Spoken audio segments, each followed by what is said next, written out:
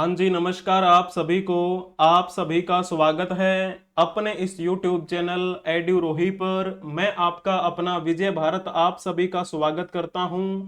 आज का इतिहास सीरीज के अंतर्गत चलने वाली कक्षाएं आप सभी को डेली सुबह 7:30 बजे प्रोवाइड करवा दी जाती हैं अपने इस YouTube चैनल एड्यूरोही ऑफिशियल पर। आज 18 अगस्त के दिन आप सभी का स्वागत है इस कक्षा में। Today in history with MCQs. आज का दिन ऐतिहासिक दृष्टिकोण से किस मायने में महत्वपूर्ण है, उसी से संबंधित हम कुछ बातें कवर करने वाले हैं और आपसे मल्टीपल चॉइस क्वेश्चंस भी पूछने वाले हैं। ऐसे मल्टीपल चॉइस क्वेश्चंस जो पहले कभी आपके एग्जाम्स में पूछ लिए गए हैं या फिर आपके आने वाले एग्जाम्स के लिए जो इम्पोर्टेंट हो सकते हैं, उन्हीं क्वेश्चंस को आधार मानते हुए हम आपके लिए कुछ क्वेश्चंस भी लेकर आते हैं। ये आपकी कक्षा हफ्ते के 7 दिन होती है, एवरी डे होती है। तो चलिए, अगर आपको ये कक्षा पसंद आ जाए तो कक्षा को लाइक कर दीजिएगा, अपने दोस्तों के साथ शेयर भी कर दीजिएगा। अगर आपने अभी तक इस YouTube चैनल को सब्सक्राइब नहीं किया है तो सब्सक्राइब कर लीजिए, बेल आइकन बटन को भी प्रेस कर लीजिए ताकि समय से पहले आपको इस कक्षा की नोटिफिकेशन मिलती रहे। आज के इस महत्वपूर्ण दिवस की हम शुरुआत करते हैं 18 अगस्त के दिन। तो सबसे पहले हम शुरुआत करेंगे उनके बारे में जिनका आज जन्मदिन है, जिन्होंने हमारे भारतवर्ष के लिए कुछ महत्वपूर्ण कार्य किए हैं और उनसे संबंधित आपसे मल्टीपल चॉइस क्वेश्चंस पूछे जा सकते हैं आपके एग्जाम्स में। तो चलो जी, सबसे पहले हम इनके बारे में जान लेते हैं। इनका नाम क्या है? इनका नाम है गीतिका जाखड़। शायद आपने इनका नाम सुना भी होगा। पहले आप इनके बारे में एक क्वेश्चन बताने का प्रयास करेंगे। भारतीय महिला पहलवान गीतिका जाखड़ हरियाणा के किस जिले से संबंध रखती हैं? बड़ा सिंपल सा क्वेश्चन है। अगर आपने इनके बारे में सुना होगा तो बखूबी आप इस क्वेश्चन का जवाब दे पाएंगे। अगर आपने लिखा होगा हिसार डिस्ट्रिक्ट ऑफ हरियाणा तो आपने बिल्कुल सही जवाब दिया है। और हरियाणा के कौन सी जगह से है ये? अग्रोहा। अग्रोहा नाम आपने सुना होगा ना, तो वहीं से बिलोंग करती हैं। इनका जन्म 18 अगस्त 1985 को हुआ था। कहां पर? अग्रोहा में। और ये जो अग्रोहा है ये कौन से डिस्ट्रिक्ट में पड़ता है? हिसार में। हिसार, जिसे प्राचीन समय में हिसार ए फिरोजा का नाम दिया गया था, है ना, क्योंकि हिसार की स्थापना किसने की थी? फिरोज शाह तुगलक ने की थी। इसी वजह से इसे हिसार ए फिरोजा कहा जाता था। वर्तमान में इसे हम हिसार के नाम से जानते हैं। और वहीं हिसार के अग्रोहा क्षेत्र में जन्म हुआ था गीतिका जाखड़ का, जो कि हमारे भारत की बड़ी प्रसिद्ध महिला पहलवान खिलाड़ी हैं। महिला पहलवान, ठीक है ना। तो ये पॉइंट आपको पता होना चाहिए।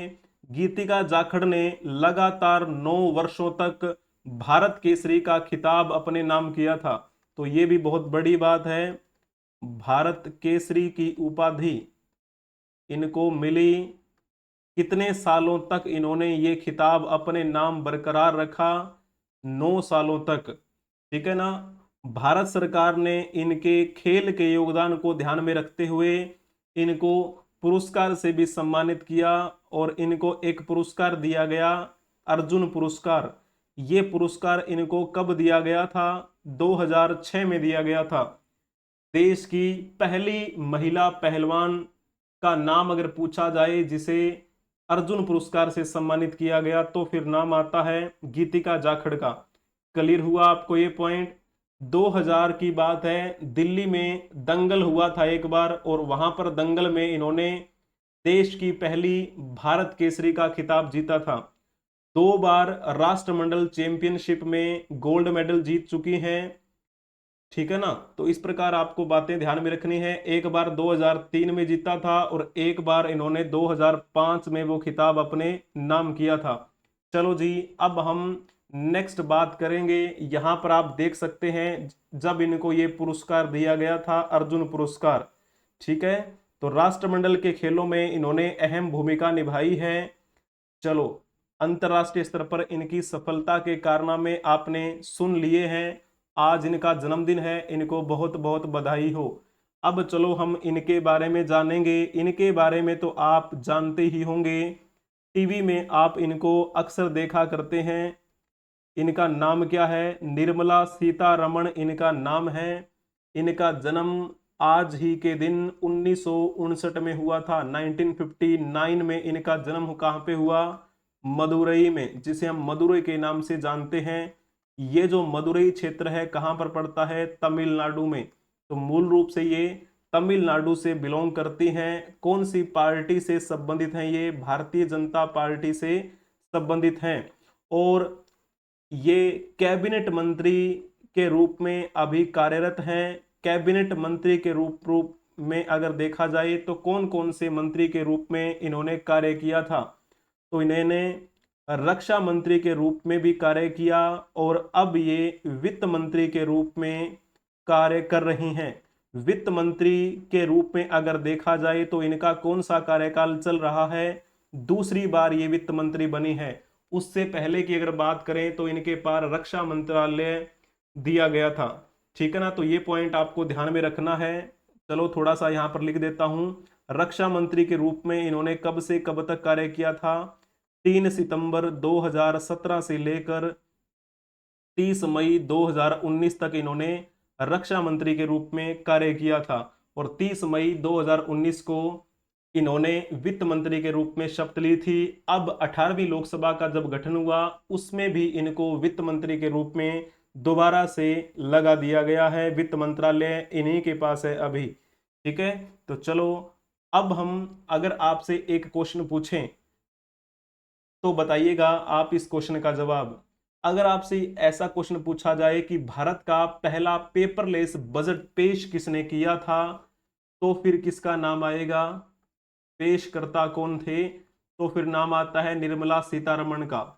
तो ये भी रिकॉर्ड इन्हीं के नाम है। सबसे पहली बार पेपरलेस बजट पेश किसने किया था, तो नाम इनका आप लिख देना। अगर ये पूछा जाए वो कौन सा बजट था जो सबसे पहली बार पेपरलेस बजट था, तो आप लिख देंगे 2021-22। ऐसा क्यों था? पहली बार ये क्यों ऐसा पेपरलेस बजट पेश किया गया था? आपको पता है उस समय कोरोना का समय चल रहा था, लॉकडाउन लगा हुआ था, सब कुछ बंद था। इस वजह से इस टेक्नोलॉजी का भरपूर प्रयोग किया गया और हमने उस समय से शुरुआत की थी पेपरलेस बजट पेश करने की। यानी कि अब हमें डॉक्यूमेंट हार्ड कॉपी की आवश्यकता नहीं होती। अब हम जो चीजें हैं वो टेक्निकली डिजिटल माध्यम से यूज करते हैं।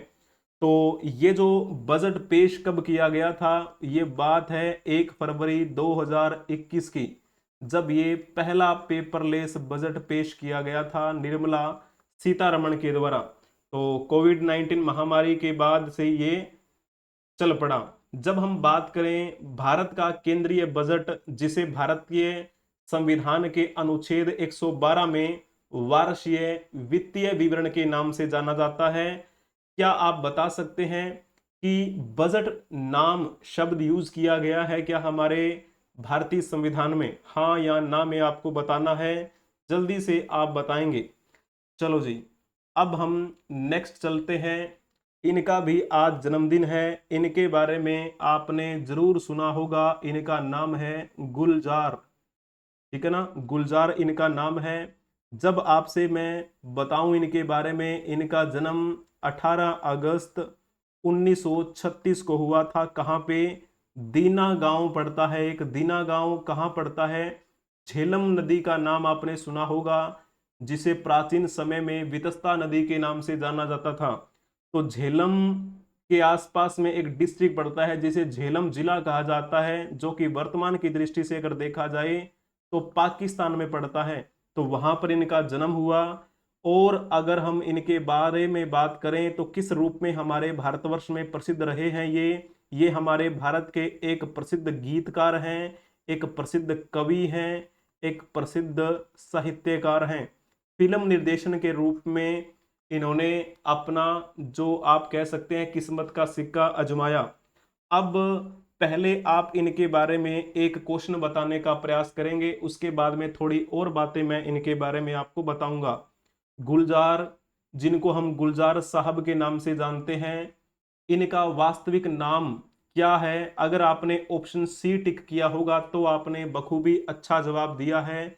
गुलजार साहब की अगर हम मुख्य रचनाओं की बात करें तो इनकी कौन कौन सी रचनाएं जो हैं लिखित हैं, आपने शायद एक रचना का नाम सुना होगा, चौरस रात, जो कि कब के द्वारा लिखित है? 1962 में लिखी गई थी।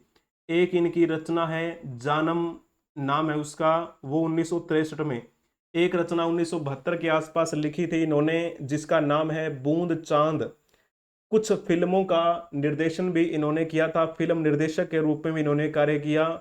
इनके द्वारा जो मुख्य फिल्मों की अगर हम बात करें, जैसे अंगूर, आंधी, माचिस, ये जो मूवीज हैं ये इन्हीं से संबंधित हैं। इनको कई पुरस्कारों से सम्मानित किया गया, जैसे कि हम बात करें दादा साहब फाल्के पुरस्कार इनको दिया गया, 3 बार राष्ट्रीय पुरस्कार भी इनको मिल चुका है, पद्म भूषण से भी इनको सम्मानित किया गया।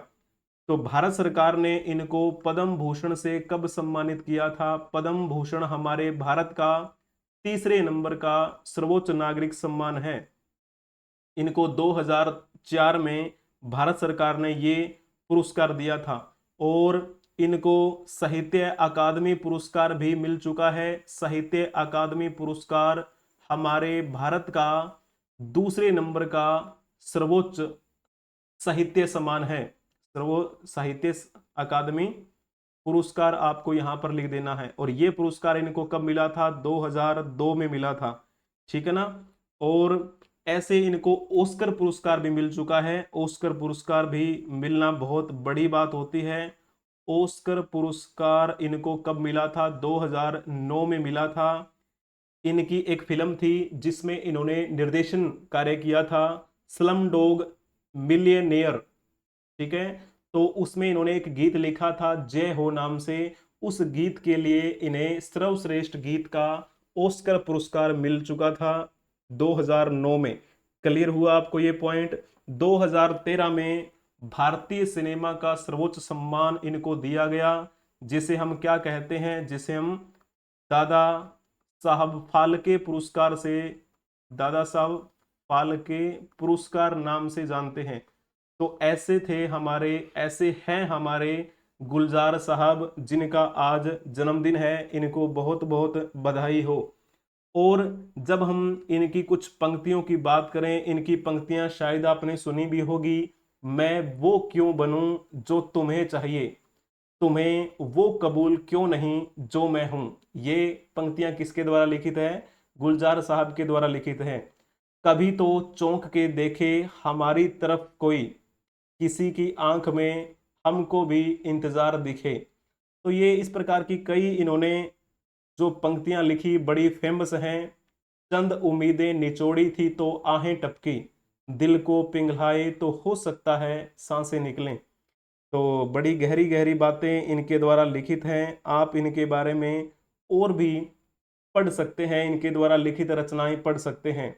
खता उनकी भी नहीं यारो, वो भी क्या करते, बहुत चाहने वाले थे, किस किस से वफा करते। तो इस प्रकार के द्वारा जो आप पढ़ लीजिएगा, ठीक है ना। जॉन प्रकाश राव जो हैं, ये किसका वास्तविक नाम था? आपने जॉनी लीवर का नाम सुना है, जो कि हमारे बॉलीवुड के बड़े ही प्रसिद्ध हास्य अभिनेता रहे हैं। हरि कृष्ण गोस्वामी की बात की जाए तो इनका जो हम नाम देखें, जिस नाम से ये प्रसिद्ध हुए थे, मनोज कुमार नाम से ये प्रसिद्ध हुए। बॉलीवुड में इन्होंने अच्छा कार्य किया। देशभक्ति टाइप की इन्होंने मूवी जब बनाई तो इनको एक नया नाम मिला, भारत कुमार नाम मिला। हालांकि इनका मूल नाम क्या था? हरि कृष्ण गोस्वामी। मोहम्मद यूसुफ खान जो हैं, वो किस नाम से बॉलीवुड में फेमस हुए थे? दिलीप कुमार नाम से। दिलीप कुमार का नाम आपने सुना होगा। उनका मूल नाम मोहम्मद यूसुफ खान था। तो ये पॉइंट आपको कवर हो गया। चलिए, बहुत बढ़िया। अब हम चलते हैं इनके बारे में जानने के लिए। इनका नाम क्या है? B.M. हेगड़े।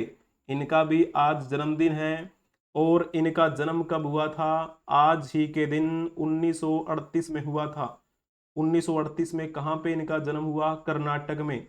अब जब हम बात करें इनको किस वजह से प्रसिद्धि मिली, हमारे भारत के प्रसिद्ध चिकित्सकों में से एक हैं, प्रसिद्ध डॉक्टर हैं हमारे भारत के, ठीक है ना। तो चलो आप एक क्वेश्चन बताएंगे इनके बारे में, लोगों के चिकित्सक के रूप में कौन प्रसिद्ध हुए? तो इनका नाम आता है, इनका पूरा नाम क्या है? बेले मोनप्पा हेगड़े। इनको किस वर्ष पद्म विभूषण से सम्मानित किया गया था? ये बड़ा प्यारा सा क्वेश्चन है। अगर आपने ऑप्शन डी टिक किया होगा तो आपने बखूबी अच्छा जवाब दिया है। भारत सरकार ने इनको पद्म विभूषण से 2021 में सम्मानित किया। पद्म विभूषण हमारे भारत का दूसरे नंबर का सर्वोच्च नागरिक सम्मान है, और भारत सरकार ने इनको उससे पहले पद्म भूषण से सम्मानित किया था, जो हमारे भारत का तीसरे नंबर का सर्वोच्च नागरिक सम्मान है। 2010 में इनको पद्म भूषण मिला, 2021 में इनको पद्म विभूषण मिला। जनता का चिकित्सक इनको कहा जाता है, ठीक है ना। तो इस प्रकार आपको इनके बारे में जानकारी हासिल कर लेनी है। चलो जी, आज इनका जन्मदिन है, इनको भी बधाई। जिनका जन्मदिन है उन सभी को हम बधाई देते हैं, उनको शुभकामनाएं। अब चलो हम उनके बारे में जानेंगे जिनकी आज जयंती है या फिर जिनकी पुण्यतिथि है। तो शुरुआत करेंगे हम जयंती से। पहला यहाँ पर नाम आपको मैं बता देता हूँ, इनका नाम क्या है? इनका नाम है विष्णु दिगंबर पलूस्कर। ये नाम भी शायद आपने जरूर सुना होगा, अगर नहीं सुना है तो कोई बात नहीं, अब इनके बारे में हम बातें करेंगे। 18 अगस्त 1872 को इनका जन्म कहाँ पे हुआ था? बम्बई में। और बम्बई जिसे हम वर्तमान में किस नाम से जानते हैं? मुंबई के नाम से जानते हैं, जो कि हमारे महाराष्ट्र राज्य की राजधानी है। इनकी मृत्यु 21 अगस्त 1931 को हुई थी, ठीक है ना। किस वजह से जाने गए हमारे भारत में ये? तो हमारे भारत के प्रसिद्ध संगीतकार रह चुके हैं दिगंबर पलुस्कर, और हमारे भारत के ये शास्त्रीय गायक भी रह चुके हैं। अब चलो हम इनके बारे में आपसे एक क्वेश्चन पूछना चाहेंगे। भारत के प्रसिद्ध संगीतकार और शास्त्रीय गायक पंडित विष्णु दिगंबर पलुस्कर ने वर्ष 1901 में अपना पहला गंधर्व महाविद्यालय कहाँ स्थापित किया था? तो ये आपका इंपॉर्टेंट क्वेश्चन है, ये क्वेश्चन पूछा गया क्वेश्चन है। बहुत से क्वेश्चन जो आपसे पूछे गए हैं वही मैं इस कक्षा में आपके लिए लेकर आता हूं। तो हिंदुस्तानी शास्त्रीय संगीत के क्षेत्र में एक विशिष्ट प्रतिभा के धनी माने जाते हैं ये पंडित विष्णु दिगंबर पलुस्कर, ठीक है ना। अगर आपने इसमें लिखा होगा लाहौर तो आपने बखूबी अच्छा जवाब दिया है। 1901 में पहला गंधर्व महाविद्यालय शुरू किया था इन्होंने, तो ये पॉइंट आपका बिल्कुल ठीक रहेगा, गलती आपकी बिल्कुल भी नहीं होनी चाहिए। चलो जी, अब हम चलो नेक्स्ट बात करेंगे इनके बारे में। इनके बारे में पहले फोटो देख लीजिए, क्वेश्चन पूछूंगा मैं आपसे पहले, फिर हम बात करेंगे इनके बारे में। संयुक्त राष्ट्र महासभा जिसे हम यूएनजीए के नाम से जानते हैं, तो आप ये बताइएगा यूएनजीए की पहली महिला अध्यक्ष होने का श्रेय किसे दिया जाता है? अगर आपने इसमें लिखा होगा विजय लक्ष्मी पंडित तो आपने बखूबी अच्छा जवाब दिया है। इनका नाम क्या है? इनका नाम है विजया लक्ष्मी पंडित, ठीक है ना।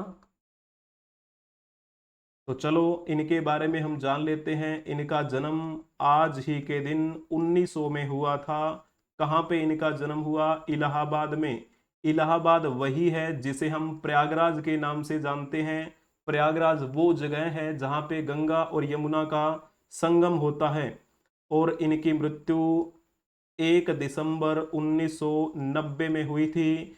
ये आपको पता है किसकी बेटी थी? मोतीलाल नेहरू की बेटी थी।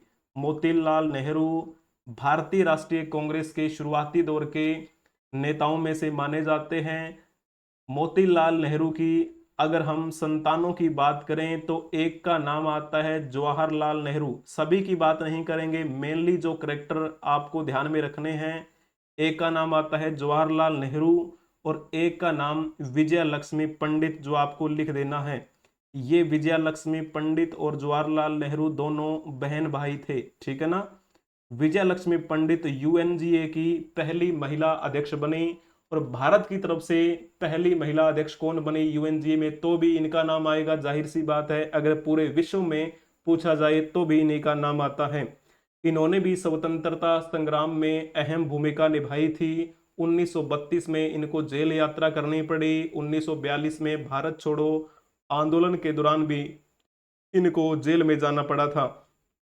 और जब हमारा भारत गणतंत्र भारत बना 1950 में, उसके बाद आपको पता है 1951-52 में हमारे पहले आम चुनाव हुए, पहली लोकसभा का गठन हुआ, पहली लोकसभा के अध्यक्ष बनाए गए जीवी मावलंकर।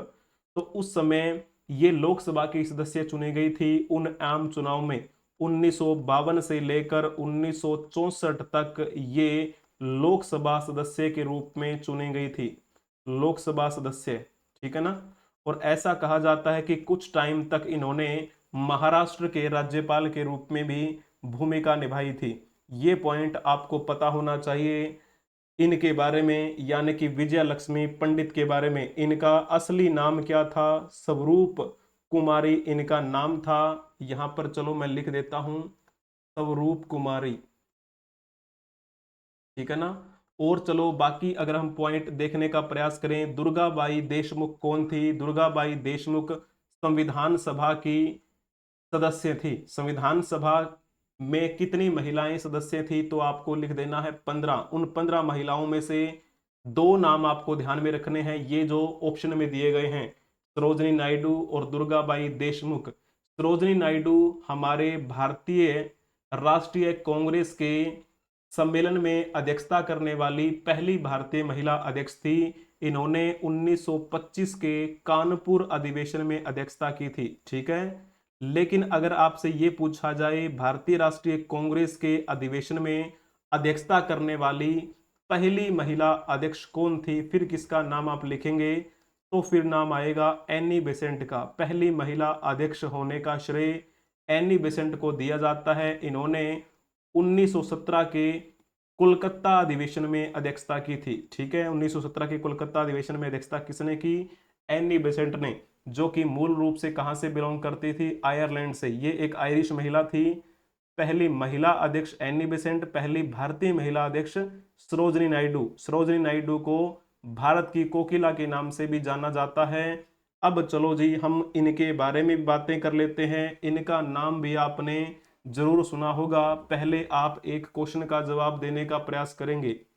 दिल्ली पर आक्रमण करने वाला प्रथम पेशवा कौन था? अगर आपने इसमें लिखा होगा बाजीराव प्रथम, तो आपने बिल्कुल सही जवाब दिया है। आज बाजीराव प्रथम की क्या है? जयंती है। बाजीराव प्रथम के बारे में कहा जाता है कि वो विस्तारवादी प्रवृत्ति के व्यक्ति थे और इनका जन्म 18 अगस्त 1700 को हुआ था। 18 अगस्त 1700 को। और इनकी मृत्यु 28 अप्रैल 1740 को हुई थी। ये पॉइंट आपको ध्यान में रखना है। मराठा साम्राज्य के शक्तिशाली पेशवा माने जाते हैं और यही वो शक्तिशाली पेशवा थे जिन्होंने सबसे पहली बार दिल्ली पर आक्रमण किया था। 1739 में उन्होंने वो आक्रमण किया था। और आप ये बताइएगा 1739 के आसपास में दिल्ली की गद्दी पर उस समय कौन सा मुगल शासक बैठा हुआ था? आपको पता होना चाहिए। मैंने आपको क्लास में बहुत सारी बातें बता रखी हैं, ठीक है। तो जैसे हम बात करें पेशवा के रूप में इन्होंने कब से कब तक कार्य किया था? 1720 से लेकर 1740 तक ये पेशवा रहे थे।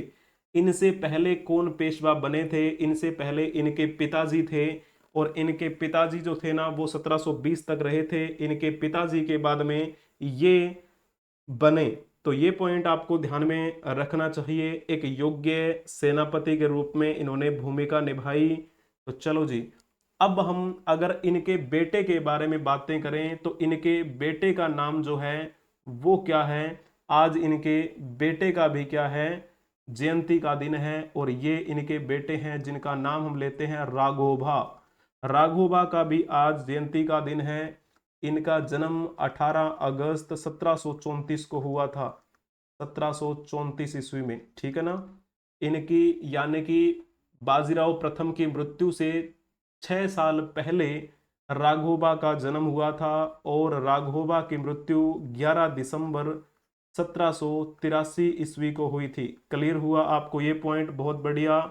ऐसा कहा जाता है कि इन्होंने भी अहम भूमिका निभाई थी राघोबा। वैसे रघुनाथ राव शायद आपने नाम सुना होगा, इनको हम रघुनाथ राव के नाम से जानते हैं, रघुनाथ राव, ठीक है। तो ये पॉइंट भी आपका कवर हो जाना चाहिए। बाजीराव प्रथम के दूसरे पुत्र माने जाते हैं, जो कि एक कुशल नायक भी रह चुके हैं। चलो इनके बारे में भी आप थोड़ा सा और स्टडी कर लीजिएगा, ठीक है। आज इनकी भी जयंती है, इनको भी हम श्रद्धांजलि अर्पित करते हैं।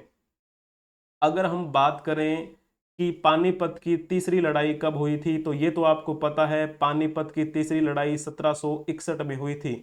आप एक क्वेश्चन बताने का प्रयास करेंगे, उस समय मराठाओं के पेशवा कौन थे जब पानीपत की तीसरी लड़ाई हुई थी? आप जल्दी से बताने का प्रयास करेंगे। चलो अब हम इनके बारे में बात करेंगे। इनका क्या नाम है? इनका नाम है ए बी तारापोरे। ए बी तारापोरे की भी आज जयंती है।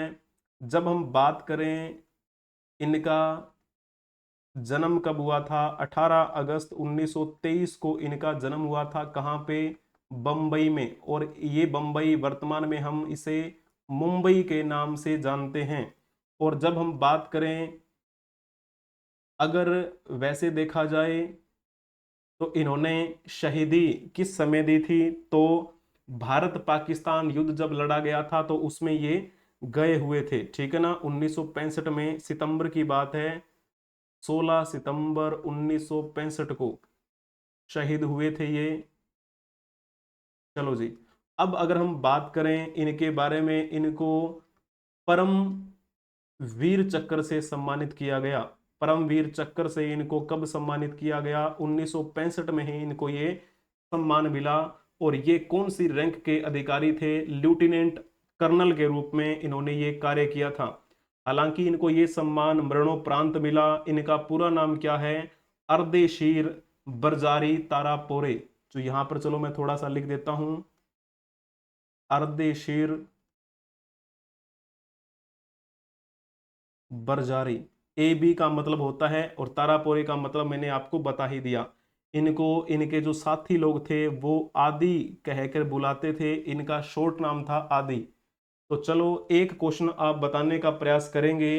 असाधारण बहादुरी, वीरता या बलिदान के लिए सैनिकों और असैनिकों को दिया जाने वाला सर्वोच्च पुरस्कार कौन सा है? ये भी बड़ा सिंपल सा क्वेश्चन है, ज्यादा मुश्किल आपका ये क्वेश्चन है नहीं। इसमें कौन सा आप लिखने का प्रयास करेंगे, जल्दी से बता दीजिए। तो यहां पर जैसे हम बात करें, इसमें अगर आपने परमवीर चक्र लिखा होगा तो परमवीर चक्र बहुत अच्छा लिखा है आपने। और ये जो ए बी तारापोरे हैं, इनको ये सर्वोच्च पुरस्कार ही मिला था, ठीक है। जब हम इन पुरस्कारों के बारे में बात कर रहे होंगे तो वीरता पुरस्कार दो प्रकार के दिए जाते हैं, थोड़ा सा आप यहां पर समझने का प्रयास करेंगे। वीरता पुरस्कार, वीरता पुरस्कार तो किस प्रकार से आप इसे समझेंगे? एक तो होता है वॉर टाइम गैलेंट्री अवार्ड, जिसे हम कह देते हैं, और एक होता है peace time gallantry award. War time gallantry award जो होता है वो होता है जो युद्ध के समय में कोई अगर बहादुरी का प्रदर्शन करे तो उसे दिया जाता है।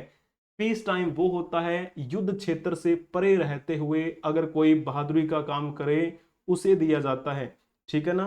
तो जब हम वार टाइम गैलेंट्री अवार्ड्स की बात करते हैं तो इसमें नाम आता है सबसे सर्वोच्च पुरस्कार कौन सा है, तो हम कहते हैं परमवीर चक्र। और दूसरे नंबर का होता है महावीर चक्र।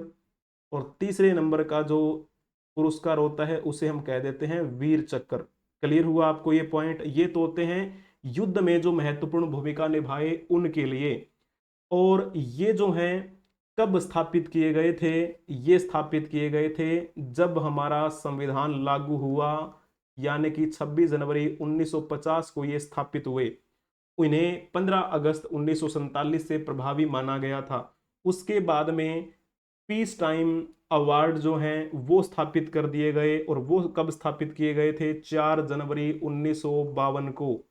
4 जनवरी 1952 को जो स्थापित किए गए, उनका नाम क्या रखा गया था? एक का नाम रखा गया अशोक चक्र वर्ग प्रथम, और दूसरे का नाम क्या रखा गया? अशोक चक्र वर्ग सेकंड। इस प्रकार ये दूसरा नाम रखा गया। एक पुरस्कार और था, उसका नाम रखा गया अशोक चक्र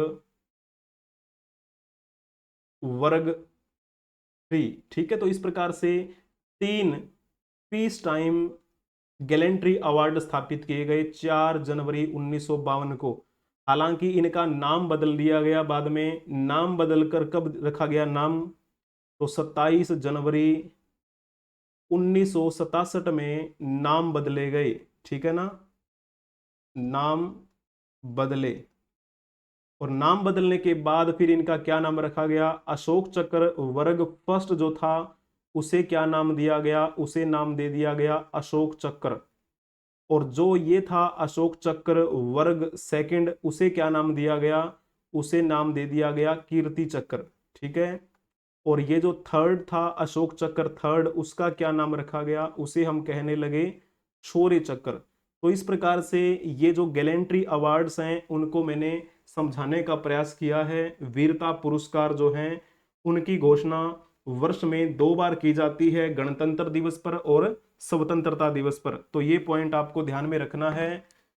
3 वॉर टाइम गैलेंट्री अवार्ड्स होते हैं और 3 पीस टाइम गैलेंट्री अवार्ड्स होते हैं। क्लियर हुआ आपको ये पॉइंट? बहुत बढ़िया, अति उत्तम। अब चलो जी, हम इनके बारे में भी बातें कर लेते हैं। इनके बारे में हम बात करेंगे। इनका क्या नाम है? साहिब सिंह इनका नाम है। साहिब सिंह की जयंती है। ये महाराजा थे। कौन सी रियासत के महाराजा? महाराजा कब से कब तक ये रहे? पहले चलो ये लिख लेते हैं। 18 अगस्त 1773 को इनका जन्म हुआ था, और 26 मार्च 1813 को इनकी मृत्यु हुई थी। कौन सी रियासत के महाराजा थे? तो ये पटियाला रियासत के महाराजा थे। पटियाला रियासत के बारे में आपने जरूर सुना होगा। एक क्वेश्चन मैंने आपसे पूछने का प्रयास किया है, जल्दी से बताएंगे। पटियाला रियासत में कौन सा राजवंश चलता था? पटियाला राजवंश चलता था। ये इंपॉर्टेंट क्वेश्चन है, आपका पूछा गया क्वेश्चन है, वनडे एग्जाम में पूछा गया क्वेश्चन है। राजवंश की स्थापना किसने की थी? पटियाला राजवंश की स्थापना। अगर आपने इसमें लिखा होगा राजा अला सिंह, तो आपने बखूबी अच्छा जवाब दिया है। उसमें एक राजा हुए थे महाराजा अमर सिंह। महाराजा अमर सिंह के बेटे क्या क्या नाम है? महाराजा साहिब सिंह, जिनकी हम बात कर रहे हैं। आज इनके बेटे की क्या है? जयंती है। महाराजा अमर सिंह के बेटे महाराजा साहिब सिंह की आज जयंती है। क्लियर हुआ? जब ये गद्दी पर बैठे थे तो इनकी उम्र केवल 6 साल थी। ये आपको ध्यान में रखना है। महाराजा साहिब सिंह पटियाला रियासत से संबंधित थे। चलो जी, अब हम उनके बारे में जानकारी हासिल करेंगे जिनकी आज पुण्यतिथि है। इनके बारे में तो आपने जरूर जानकारी हासिल की होगी। इनका नाम है सुभाष चंद्र बोस। सुभाष चंद्र बोस के बारे में मैं आपसे क्वेश्चन पूछना चाहूंगा, जल्दी से बताएंगे। महान स्वतंत्रता सेनानी सुभाष चंद्र बोस का जन्म स्थान कटक वर्तमान में किस राज्य में स्थित है? जल्दी से आपको ये क्वेश्चन बताना है, कौन सा इसमें ठीक रहेगा। अगर आपने लिखा होगा ओडिशा, तो आपने बखूबी अच्छा जवाब दिया है। जब हम बात करें सुभाष चंद्र बोस के जन्म की, तो इनका जन्म 23 जनवरी 1897 को हुआ था कटक में। और उस समय कटक बंगाल प्रेसिडेंसी का हिस्सा हुआ करता था, लेकिन वर्तमान की दृष्टि से देखा जाए तो ये ओडिशा का हिस्सा आता है। ठीक है, इनकी मृत्यु आज ही के दिन 1945 में मानी जाती है। ठीक है, ऐसा कहा जाता है कि विमान दुर्घटना में इनकी मृत्यु हुई थी, लेकिन इनकी मृत्यु को लेकर आज तक भी गुत्थी सुलझ नहीं पाई है। और ऐसा कहा जाता है कि इनकी मृत्यु 1945 में हुई नहीं थी, बाद में भी ये देखे गए थे। भारत में एक संत थे, उनके जो चाल चलन की बात करें, उनके पास जो सम्मान मिला, वो सब अगर मिलाया जाए तो ऐसा लगता है कि वो नेताजी सुभाष चंद्र बोस ही थे। लेकिन अगर वो वास्तव में सुभाष चंद्र बोस थे तो कभी वो सामने क्यों नहीं आए, क्या कारण रहा, तो ये एक बड़ी गुत्थी है जो सुलझानी बाकी है। भारतीय स्वतंत्रता संग्राम में अहम भूमिका निभाई थी सुभाष चंद्र बोस ने। ऐसा व्यक्तित्व आज तक नहीं हुआ हमारे भारत में। एक अच्छे सेनापति के रूप में भूमिका निभाई, एक साधारण सैनिक के रूप में भी बड़े निपुण व्यक्ति थे, राजनीति के भी अद्भुत खिलाड़ी रहे, अंतर्राष्ट्रीय ख्याति प्राप्त पुरुषों में भी इनका नाम बड़े शान से लिया जाता है। बेहतरीन एक कूटनीतिकार भी ये रहे। ठीक है ना, तो ऐसे थे सुभाष चंद्र बोस, जिनको हम शॉर्ट फॉर्म में मतलब क्या कहते हैं, इनको किस उपनाम से जाना जाता है, इनको नेताजी कहा जाता है। ठीक है ना, तो इस प्रकार से आपको ये बातें जो हैं वो ध्यान में रखनी है। इन्होंने कौन सा नारा दिया था, जय हिंद का नारा किसने दिया, तो फिर नाम आता है सुभाष चंद्र बोस का। क्लियर हुआ आपको ये पॉइंट? चलिए बहुत बढ़िया। अब चलो एक क्वेश्चन बड़ा सिंपल सा मैंने आपसे पूछा है, इसके बारे में भी आप बता दीजिए। निम्नलिखित में से कौन सी पुस्तक नेताजी सुभाष चंद्र बोस द्वारा रचित है? कौन सा इसमें ऑप्शन लिखेंगे? अगर आपने लिखा होगा द इंडियन स्ट्रगल तो आपने बखूबी अच्छा जवाब दिया है। आनंद मठ जो रचना है वो किसके द्वारा लिखित है? वो तो लिखित है बंकिम चंद्र चटर्जी के द्वारा, जिन्हें हम बंकिम चंद्र चट्टोपाध्याय के नाम से भी जानते हैं। तो उन्होंने लिखी थी आनंद मठ। ठीक है ना, चलिए। और ग्लिम्पसेस ऑफ वर्ल्ड हिस्ट्री की अगर बात की जाती है तो उसके रचनाकार कौन थे? पंडित जवाहरलाल नेहरू, जो कि हमारे भारत के पहले प्रधानमंत्री बने। ठीक है, तो ये पॉइंट भी आपको पता होना चाहिए। सुभाष चंद्र बोस के बारे में थोड़ी और अगर हम जानकारी हासिल करने का प्रयास करें, इनके गुरुजी का नाम क्या था? इनके गुरुजी का नाम था चित्तरंजन दास। चित्तरंजन दास को हम किस उपाधि से जानते हैं? तो इनको एक उपाधि मिली थी देश बंधु की। देश बंधु चित्तरंजन दास के रूप में हम इनको जानते हैं, यानी कि सुभाष चंद्र बोस के गुरुजी थे। ठीक है, चलो जी बहुत बढ़िया। एक क्वेश्चन और बताने का प्रयास करेंगे। आजाद हिंद फौज की महिला रेजिमेंट रानी झांसी रेजिमेंट का नेतृत्व किसने किया था? तो फिर इसमें किसका नाम आप लिखने का प्रयास करेंगे? जल्दी से आपको बताना है।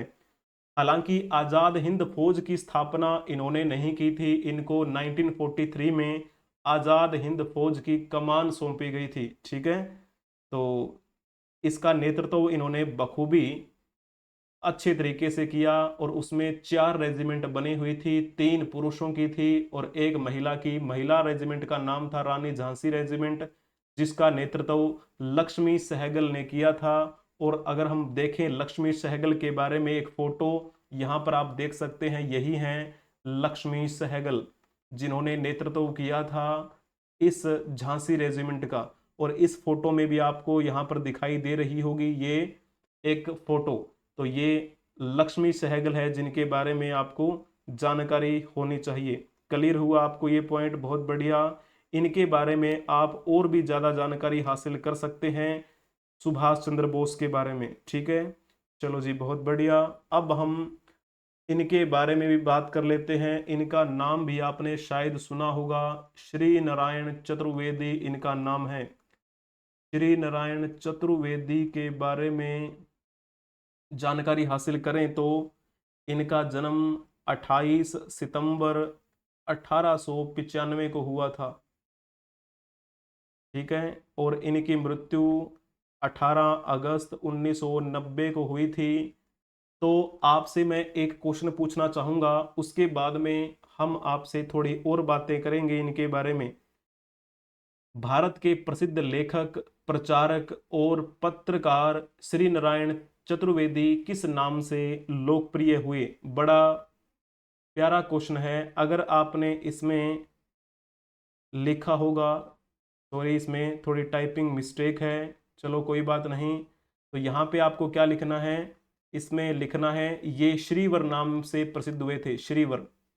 ठीक है ना, तो इसमें ये टाइपिंग मिस्टेक लिखी हुई है, चलो। और साथ में इनको हम किस नाम से जानते हैं, दादा साहब, बाबा साहेब नहीं। हालांकि इनमें से भी एक नाम आएगा, एक बार आप चेक कर लेना उसमें क्या ठीक रहेगा। बाबा साहेब नाम से कौन प्रसिद्ध हुए थे, डॉक्टर भीमराव अंबेडकर। ठीक है ना, तो ये पॉइंट आपको पता होना चाहिए। अब इनके बारे में थोड़ी और जानकारी हासिल कर लेते हैं, श्री नारायण चतुर्वेदी के बारे में। ये हमारे भारतवर्ष के एक प्रसिद्ध कवि रहे हैं, भारतवर्ष के प्रसिद्ध पत्रकार रहे हैं। एक भाषा विज्ञानी के रूप में भी इन्होंने अपनी अहम पहचान बनाई थी, और इसके साथ साथ में ये एक बेहतरीन लेखक भी रहे हैं। इनकी रचनाओं की बात करें तो इनकी रचनाओं का नाम आता है, एक का नाम था रतनदीप, और एक इनकी रचना जो आती है जीवन कण। तो इनकी ये दो रचनाएं जो हैं वो प्रसिद्ध मानी जाती हैं, इनके द्वारा लिखित जो हैं। हिंदी भाषा को इन्होंने एक नया आयाम दिया था। हिंदी सेवा द्वारा इन्होंने भारत रत्न मदन मोहन मालवीय और पुरुषोत्तम दास टंडन की योजनाओं और लक्ष्यों को आगे बढ़ाया था। इस प्रकार आपको ये बातें जो हैं पता होनी चाहिए। हालांकि जो इसमें लिखा गया है, ये राजर्षि, राजर्षि किसको कहा जाता था, पुरुषोत्तम दास टंडन को कहा जाता था। पुरुषोत्तम दास टंडन वही हैं जिनका एक सपना था कि हिंदी भाषा को एक नया आयाम मिले।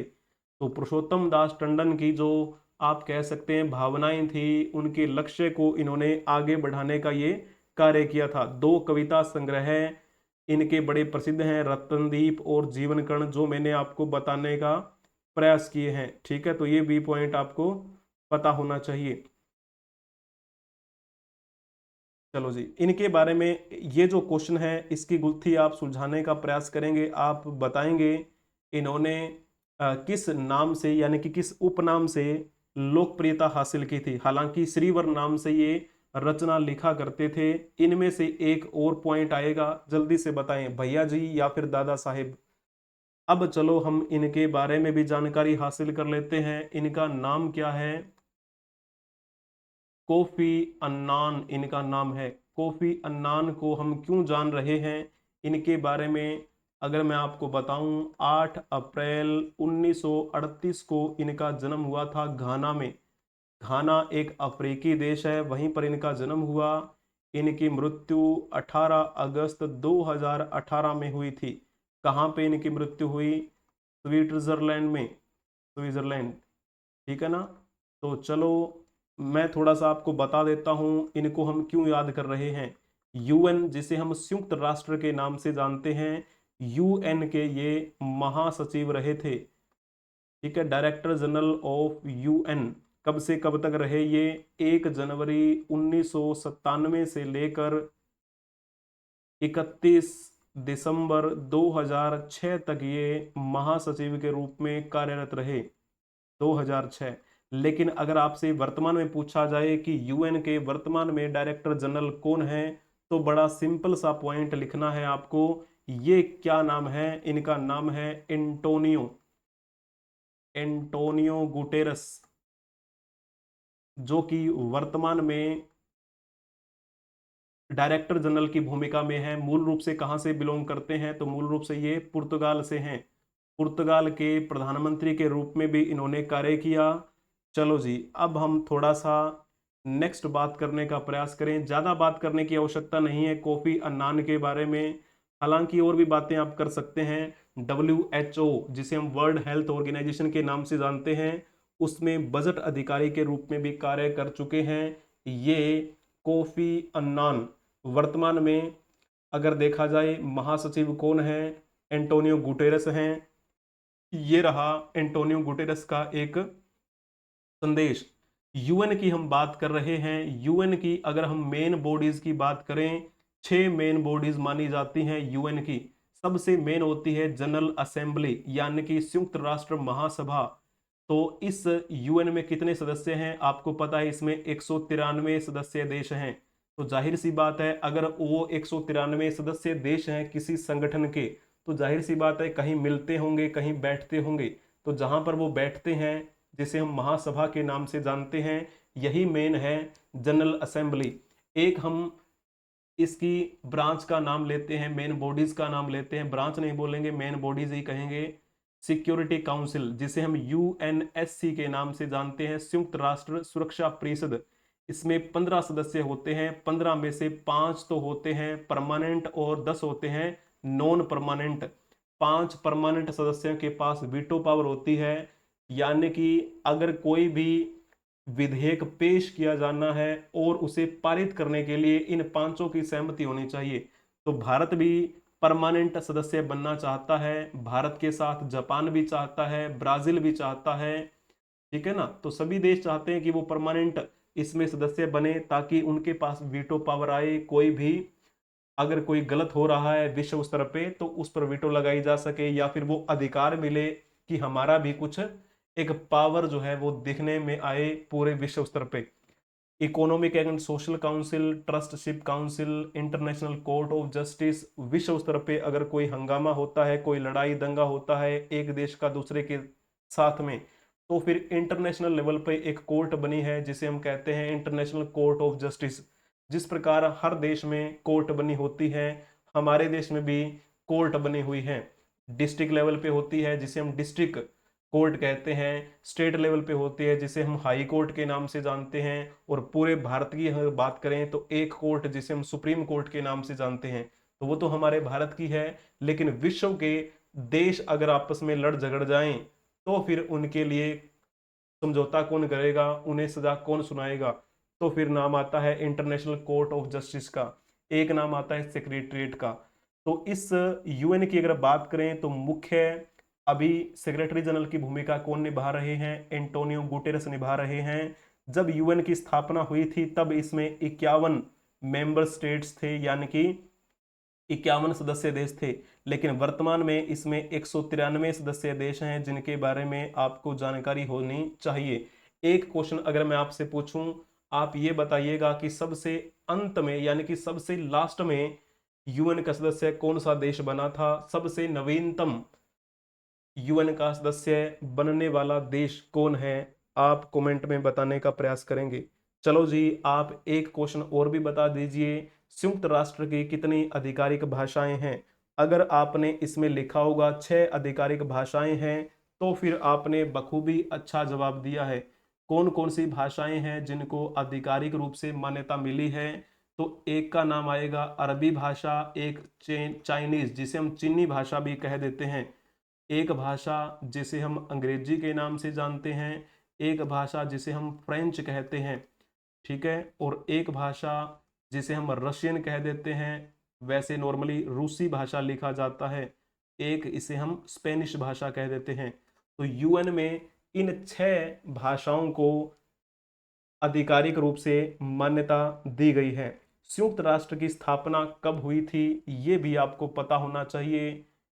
इसकी स्थापना हुई थी 24 अक्टूबर 1945 को, ठीक है। उस समय अंग्रेजी और फ्रेंच को ही कार्यकारी भाषा के तौर पे चुना गया था। उस समय कौन कौन सी भाषाएं थी, चलो मैं यहाँ पे थोड़ा सा विस्तार दे देता हूँ इसी बात को। अंग्रेजी और फ्रांसीसियों की भाषा जो थी जिसे हम फ्रेंच कह देते हैं, तो ये दो भाषाएं थी कार्यकारी भाषा स्थापना के समय। बाद में धीरे धीरे इसमें भी विस्तार होता गया, और अब हम भारत के लोग भी यही चाहते हैं कि संयुक्त राष्ट्र में हिंदी भाषा को भी आधिकारिक भाषा का दर्जा दिया जाए, यानी कि जो भी न्यूज़ वहां पर पब्लिश होती है वो हिंदी में भी पब्लिश हो। अगर आप यूएन की ऑफिशियल वेबसाइट पर जाएंगे तो वहां पर जो आपको इंफॉर्मेशन मिलेगी वो इन 6 भाषाओं में मिलेगी। हिंदी भाषा का वहां पे ऑप्शन नहीं है, लेकिन एक न एक दिन ऐसा जरूर आएगा जिस दिन यूएन की ऑफिशियल वेबसाइट पर हिंदी का एक अलग से बॉक्स होगा। जो भी न्यूज़ वो वहां पर अपडेट देते हैं वो न्यूज़ हिंदी में भी उनकी ऑफिशियल वेबसाइट पर आपको दिखेगी। वो समय दूर नहीं है, वो समय जल्द ही आने वाला है। चलिए, बहुत बढ़िया।